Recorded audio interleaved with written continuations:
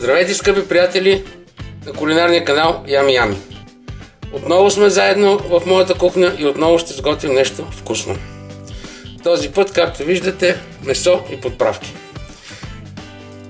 Ще готвим един много популярен колбас. Ще готвим салам сервилат. Шпеков салам, така да го наречеме. Какво имаме пред нас? Имаме 800 грама смляно говеждо месо от бута и 1200 грама по-мазно и по-сухо смесено свинско месо. А освен това ще ни трябва като подправки захар, бахар, черен пипер, индийско орехче, чесън на гранули. Това тук е един много интересен продукт, който бих нарекал новост. Това е пушена сол. Пушена сол, която не знам в България колко често се намира и как може да се намери, но по принцип, ако се потърси, ще се намери. По принцип, не само сервилата, всички шпекови салами са пушени. Но тъй като не всеки има възможност да си монтира пушилня в къщи, в апартамента и така нататък, мисля, че тази пушена сол ще замести пушения вкус на салама сервилат, който ще бъде приготвен без пушък. Но да видим какво ще се получи. И последното нещо, което не ви представих, това е колагенова обвивка 60 мм, която смятам, че е класика за този колбас. Първо ще смелим подправките, заедно ще ги съберем и след това започваме да смесваме месото. Сложихме месото и подправките в планетарния миксер и пускаме да върти. Поне 6-7 минути да се бърка месото, за да може да слепне. Солта, въпросната сол, ще сипваме по-малко, за да може добре да се смеси. Сега е момента да ви кажа, че по принцип в шпековите салами се слага нитритна сол, но аз реших да не слагам такава сол, защото тя не е полезна. Който иска, може 50 на 50% да сложи нитритна сол или пък само нитритна сол, негова си работа. Аз ще сложа само пушена сол и ще видим какво ще се получи. Месото вече се пообърка, така че е време да сложим нитритната сол. По-малко, за да може да се размеси добре, защото тя е едра и лепкава, за разлика от другата сол. Страхотен аромат се носи от тази сол. Искам и друго да ви кажа, че тази сол е абсолютно натурална. Тя е наистина пушена просто с дърва. Опушена и ще видим, би трябвало да даде абсолютно пушен вкус. Важно е да се спомене, че преди да сложим месото в планетарния миксер, то беше известно време в фризера, за да бъде с ниска температура 2-3 градуса. Имайте предвид, че температурата на месото не трябва да превишава 8 градуса в края на месенето.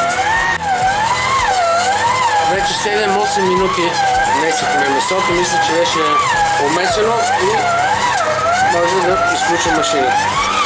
Така, да видим температурата каква е.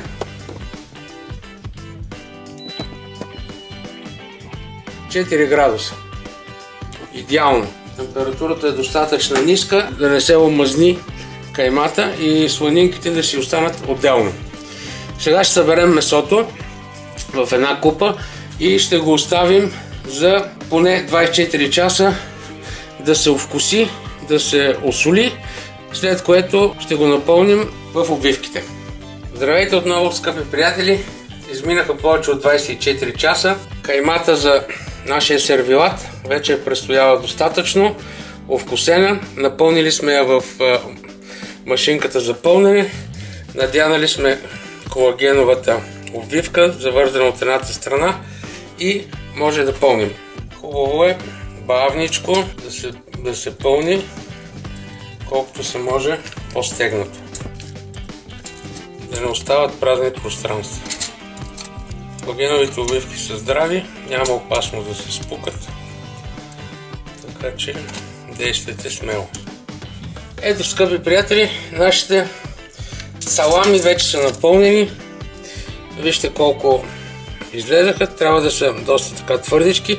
Ако е мек, не е достатъчно твърд, тогава по средата леко го пристегнете до толкова, че да се втвърди, без да го прекъсвате. В това парче последното съм вкарал, ето тук виждате пиката на термометъра, който ще следи температурата по време на варене. Накрая винаги оставя едно такова голямо кюфте в машината за пълнене, в фунията, което трябва по някакъв начин да се направи. Сега ще ви покажа моя метод. Който е гледал филмите на Ями за кебабчетата, как се оформят, знае, но за тези, които не знаят, сега ще ви покажа. Имате един единичен или двоен, но трябва да е по-дебел плик. Слагате в единия край малко, аз дори малко повече съм сложил отколкото трябва, олио. Разнасяте го така.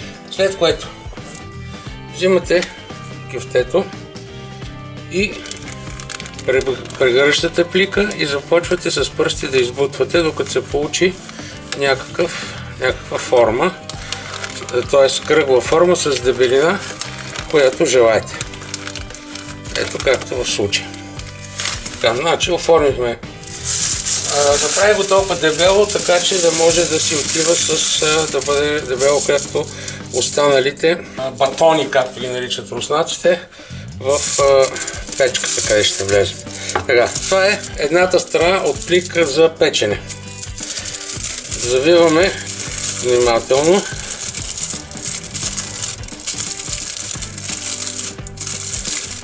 Нашето парче салам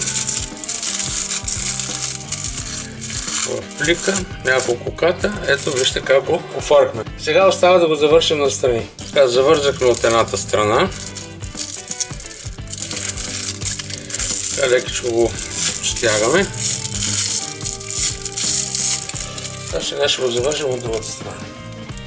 Искам да ви кажа за тези, които нямат черва, нямат незапълнени, нямат условия или пълначка или нещо каквото и да е. Това е също начин, по който може да си направите саламче. Сервилат. Ето вижте, едно чудесно. Дори е достатъчно плътно, няма нужда да го пристягаме отстрани.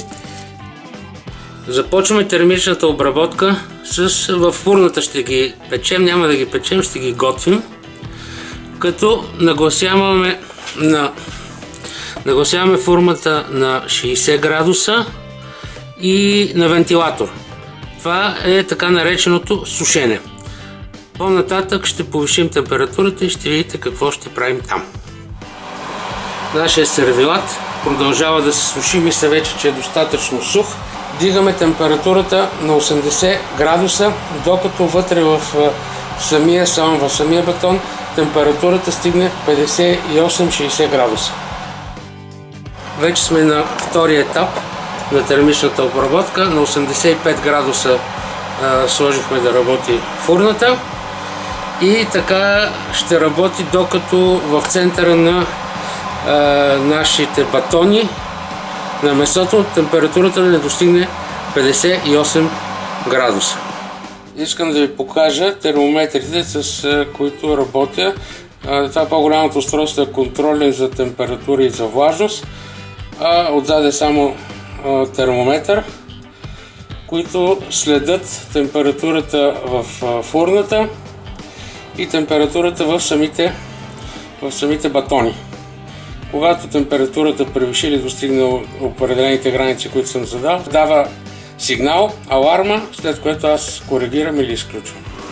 И така, скъпи приятели, настъпи третия последен етап на термичната обработка на нашия сервилат. Достигна температура 58 градуса, при положение, че на 80 градуса сме го парили. Сега трябва да го сварим, защото иначе много ще изсъхне, трябва да остане сочен. И за това в тавата, която виждате тук, ще налеем вряла вода, за да повишим влажността.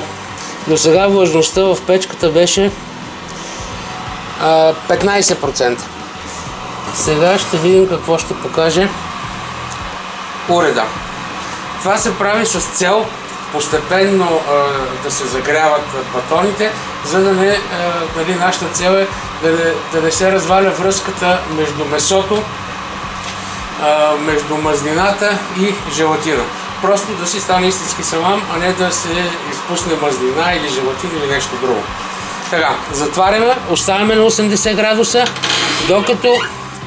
докато стигне в средата на батона температура от 69 градуса, тогава приключваме. Вижте, относителната важност вече е 100%.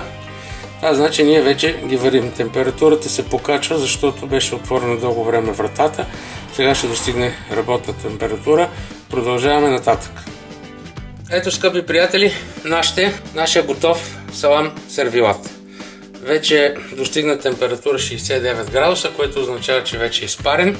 Сега много важно е да се сложат парчетата салам в студена вода, в ледена вода, за да могат бързо да се охладят. По този начин само, ето вижте какво стане от това батонче. Просто така те ще стегнат и това удължава срока на годност и стават по-вкусни. Ето, скъпи приятели, какво получихме от нашия салам сервилат. Това са парченцата, вече изстудени, охладени. Сега трябва да ги оставим да стегнат в хладилника за една нощ и остава утре да ги опитаме. Здравейте отново, скъпи приятели! Часът на истината настъпи за нашия салам сервилат. Вижте го вече стегнал от хладилника, вижте колко добре изглежда. Ето го и това нещо, което направихме в плика за печене. Сега остана едно единствено нещо. Да го видим как изглежда вътре и как е на вкус. Избрах това парче да опитаме. Така, сега да го отрежем. Ето вижте как изглежда. Значи цвета е леко сив, защото не сме слагали никаква химия, няма нитритна сол.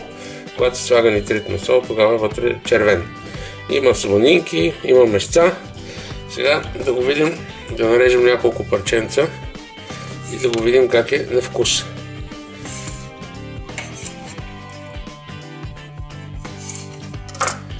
Така, вижте колко е пластичен.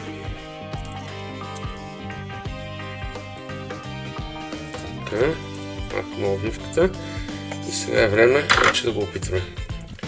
Първо искам да ви кажа, че има много приятен мирис на пушено. Това е от пушената сол. Определено се заслужава да се работи с нея. Но искам да ви кажа, че това е просто един много хубав шпеков салам. Истински сервилат, домашен. Вижте, погледнете. Със сигурност на много от вас, както и на мен, ще им бъде интересно да видим какво се е получило от това кюфте накрая. Дали се е получил салам. Ами ето вижте. Значи избило е малко мазнинка, защото не е било стегнато в червото, иначе вътре си е истински колбас, който не се различава от другия. Вижте, погледнете. Който обича шпеков салам, който обича сервилат, нека си направи такъв сервилат и няма да съжалява. Ако ви е харесало видеото, оставете един лайк и се абонирайте за канала. Хубавото предстои. От мен всичко хубаво, бъдете здрави!